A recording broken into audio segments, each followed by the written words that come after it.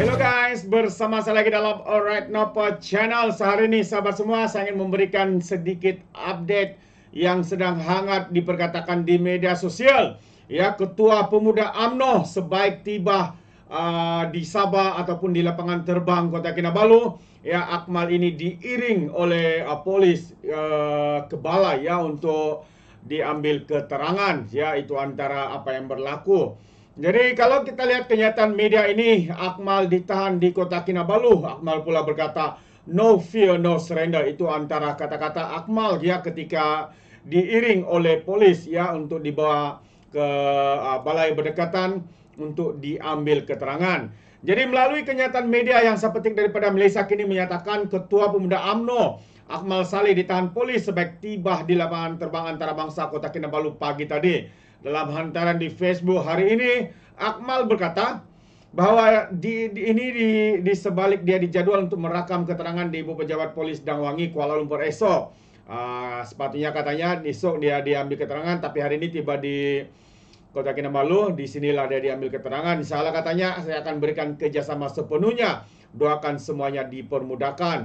Tidak akan berganjak walau seinci dengan pendirian kita, tulisnya. Dia juga memuat naik satu rakaman video yang memaparkan penahanan itu. No fear, no surrender katanya. Kata Akmal ini ya sebelum dibawa beredar dari lapangan terbang antarabangsa Kota Kinabalu sambil tersenyum. Jadi adakah perkara ini juga ya berkaitan dengan kemarin ya saya ada mengeluarkan satu lagi kenyataan daripada aktivis-aktivis ya aktivis Borneo ya yang mana mereka menyatakan ya aktivis ini menyatakan aktivis politik dari Sarawak dan Sabah mendesak supaya Akmal dan 4 individu lain yang didakwa mereka sebagai dalang peningkatan ketegangan kaum dan agama serta perselisihan sosial di negara ini dilarang daripada memasuki kedua-dua negeri di Borneo ini, yaitu Sabah dan Sarawak. Jadi adakah ini juga terkait sahabat-sahabat semua? Ya, mungkin kita boleh fikirkan persoalan itu.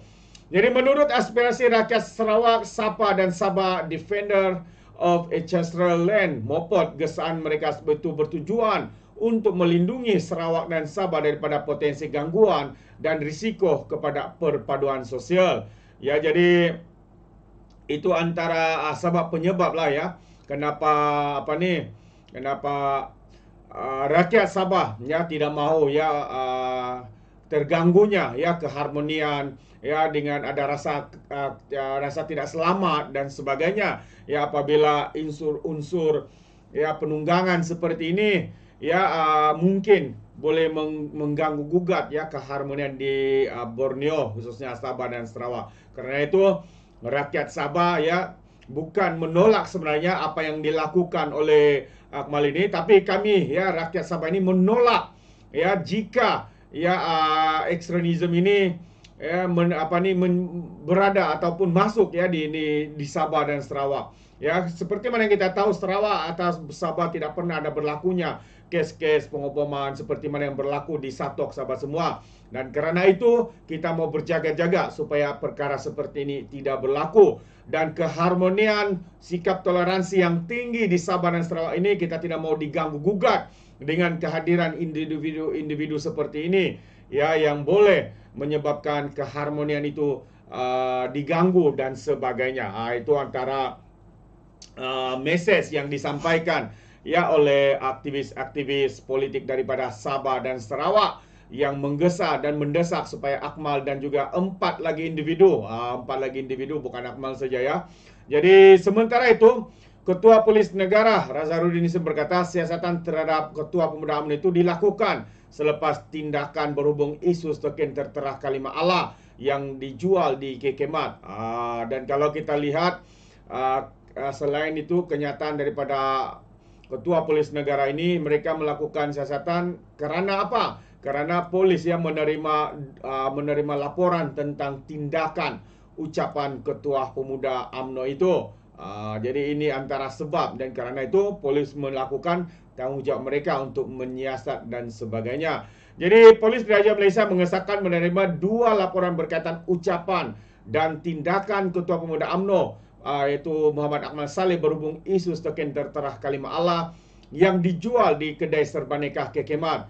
Ketua Polis Negara Tan Sri Nazarudin Husain berkata, kes itu disiasat di bawah Seksyen 4 dalam kurungan 1 Akta Hasutan 1948 dan Seksyen 233 Akta Komunikasi dan Multimedia 1998. Siasatan telah dijalankan ke atas beliau, yaitu Ahmad Akmal, dengan kertas siasatan akan dirujuk ke pejabat pegawai negara setelah kesemua tindakan melengkapkan siasatan diambil, katanya, menerusi kenyataan sebentar tadi.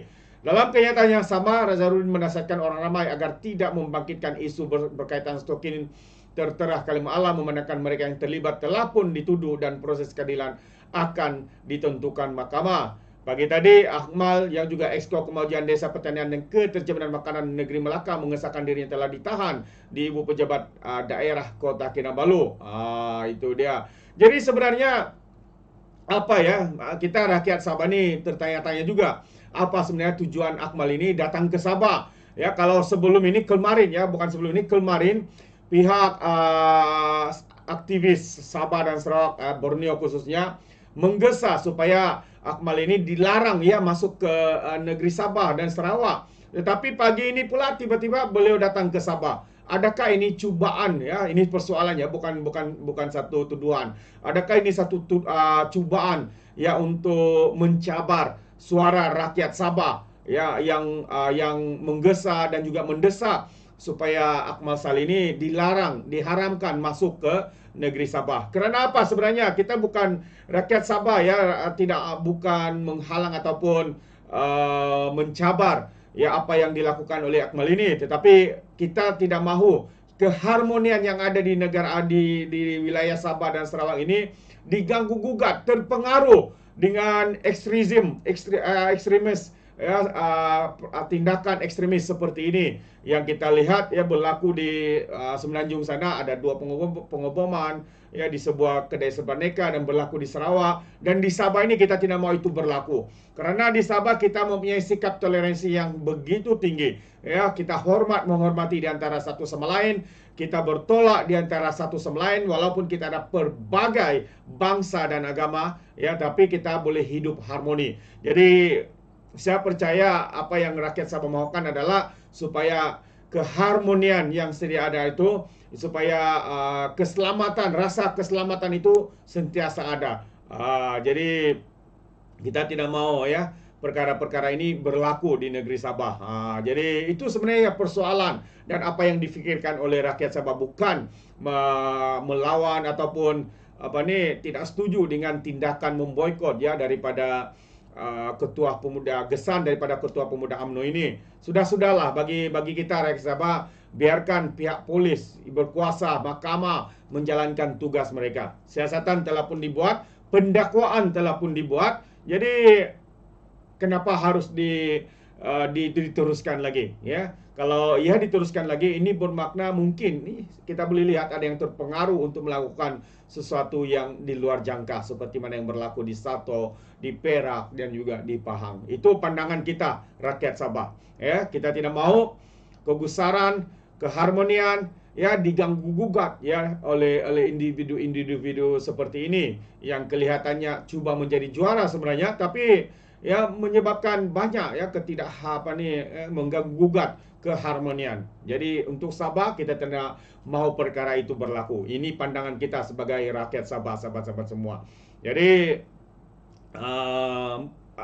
kamu ya rakyat Sabah di luar sana yang mendengar video ini, apa pandangan Anda? Adakah Anda setuju atau tidak? Anda boleh berikan komen ya. Ini bukan, kita bercakap bukan melawan ya apa yang dilakukan oleh Akmal itu, memboikot dan sebagainya. Tetapi kita di Sabah mau keharmonian itu ya terus ya berlaku ya, tidak diganggu gugat dan sebagainya. Jadi terima kasih sahabat semua. Itu sedikit pandangan saya berkaitan dengan isu ini. Bagaimana pula dengan Anda? Anda boleh berikan komen dalam ruangan komen ataupun pandangan Anda dalam ruangan komen. Jadi terima kasih. Izinkan saya untuk mengundurkan diri, dan seperti biasa peribahasa mengatakan, tapapun kangkap 2 tahun keinginan, dalam bahasa Melayunya tepuk dada tanya selera. Sekian saja daripada Orang Dapat Channel. Saya kita berjumpa lagi. Bye bye.